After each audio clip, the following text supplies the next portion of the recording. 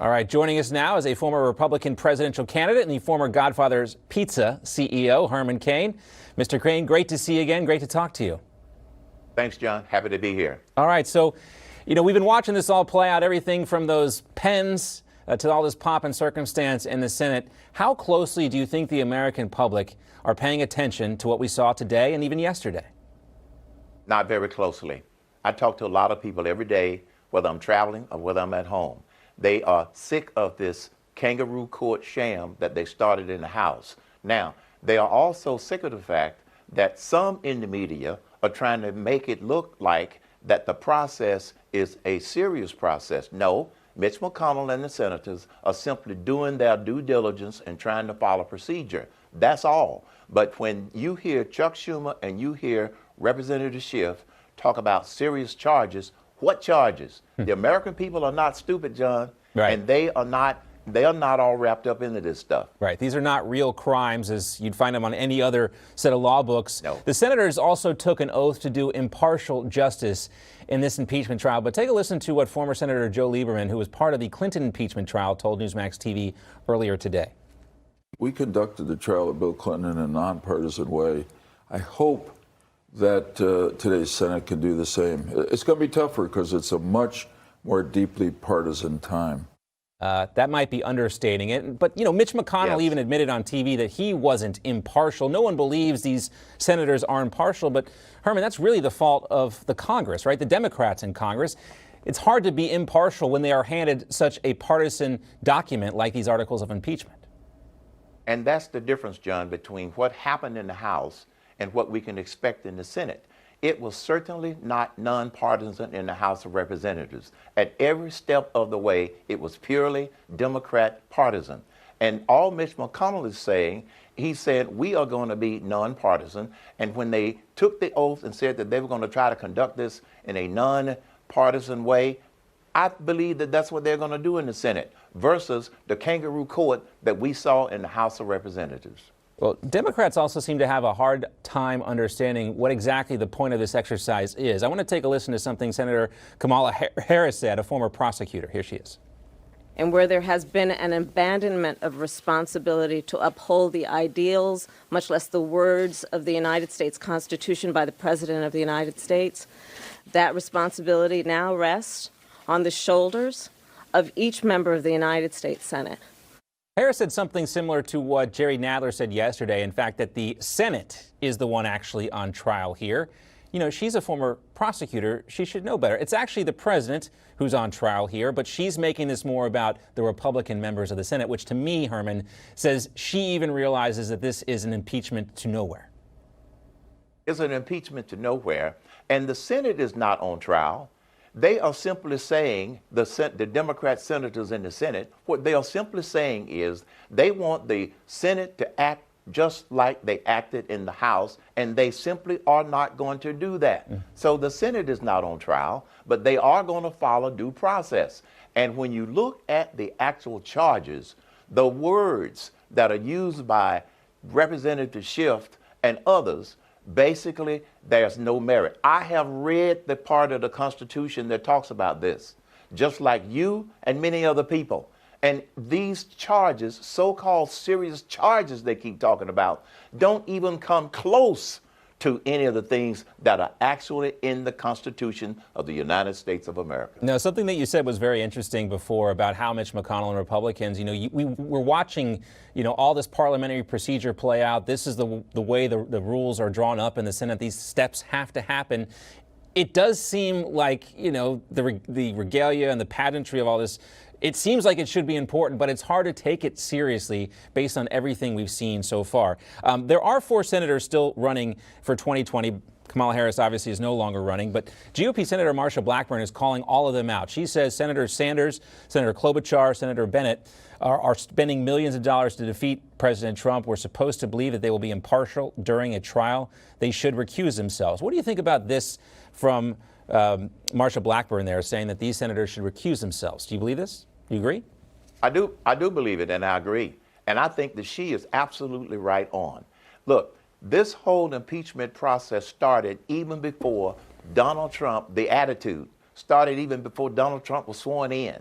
This is intended only to try and smear the reputation and the image of President Donald Trump. That's all. Because these Democrats refuse to acknowledge the results that have been generated by this administration. And every day we get more and more news about better and better results, and they want to discount it. I call it TDS, John, Trump Derangement Syndrome. Yeah, that's all it is, and there is nothing that this president can do that caused them to give him and his administration due credit for anything that he's been able to accomplish. And that pandemic of TDS Yes. seems to be breaking out all over the place these days.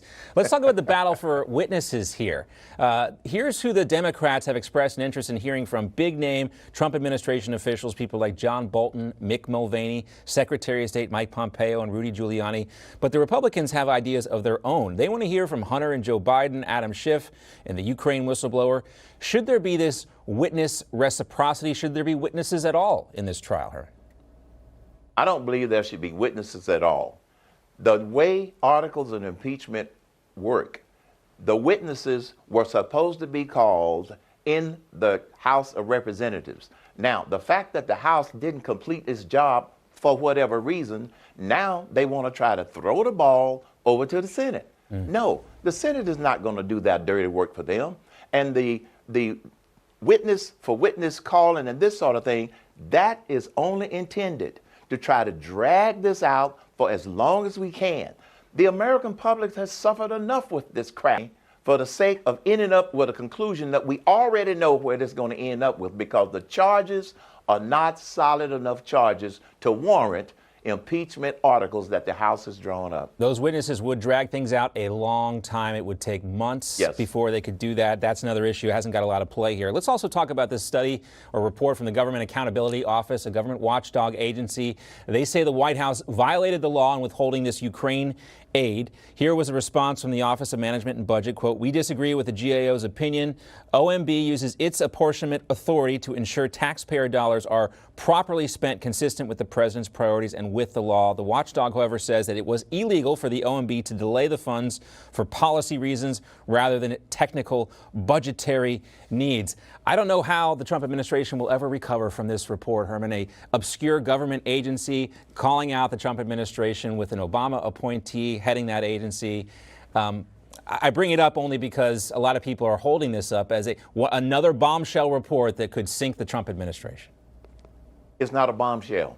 The operative word that you mentioned was opinion. The GAO, headed by an Obama appointee, they offered an opinion. That's all that they offered. But whenever someone offers an opinion against President Trump or his administration, they want to hold it up as a bombshell. It's not a bombshell. And Mick Mulvaney has already said that they disagree with the opinion of the GAO. Now, here again, John, is an attempt to try and drag this out. So the GAO issues an opinion, then the administration say that it disagrees with the opinion. So now the media's are going to be all over this so-called bombshell to drag it out to try and analyze who's right and who's wrong. And the fact that they just now came out with this, that should raise some suspicion right there.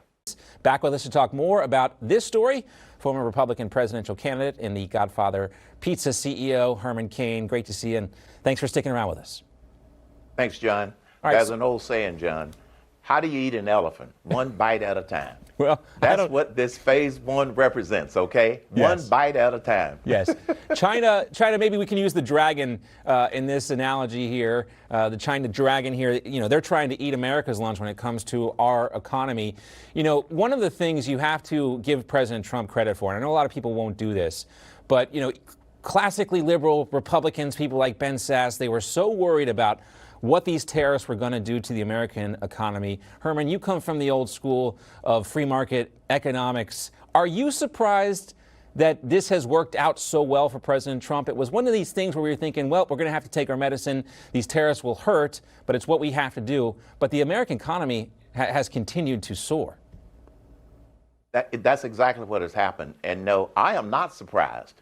I think that the Chinese are surprised that there is a new sheriff in town, to use another old saying. And President Trump simply called their bluffs. But you see, Democrats and liberals, their normal thing would be to fold whenever the Chinese or any other country pushes back. But when they realized that President Trump was serious about this and that he was not kidding around, they had to get serious for this phase one. So yes, he should be applauded for being the negotiator and being willing to stand up to the Chinese. Remember, John, this has been going on for decades, where the United States has been, yin and yang back and forth and not having a fair deal with the Chinese. But now we do. Let's talk also about this escalating situation in Virginia. Today we're learning that the FBI arrested 3 suspected neo-Nazis who plan to travel with firearms and nearly 2,000 rounds of ammo to Richmond, Virginia, where a protest is taking place. Many people gather there peacefully to lobby the Virginia Commonwealth, the House of Delegates there, to roll back these very restrictive gun regulations. We're now learning that these neo-Nazis were planning to cause trouble there. Ralph Northam, the governor, declared a state of emergency, worried about what would happen when these neo-Nazis arrived there. But this is something, Herman, that happens every year in Virginia on this time of year. It just so happens to coincide with the Martin Luther King holiday.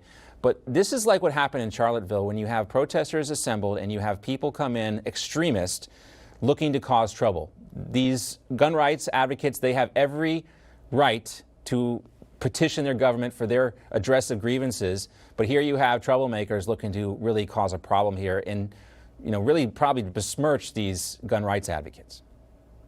Whenever you have the government, in this case, the governor and the Democrat legislature overstepping the sentiment of the public, you're going to bring out peaceful protesters and you're going to bring out the nutcases that want to cause trouble.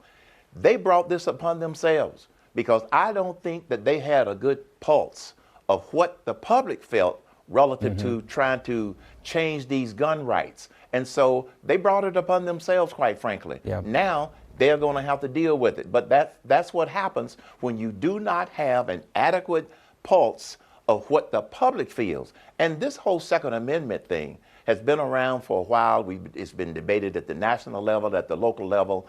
I don't believe that they went out to find out what the public thought about it before they rushed through with their version of changing the gun laws. Look at what happened to some of the cities in Virginia. Well, they declared themselves. Yeah, with all these Second Amendment sanctuaries, what may have happened is the folks in Richmond may have been paying too much attention to Washington, D.C., so close to Virginia there, as opposed to what's happening actually in the Commonwealth of Virginia.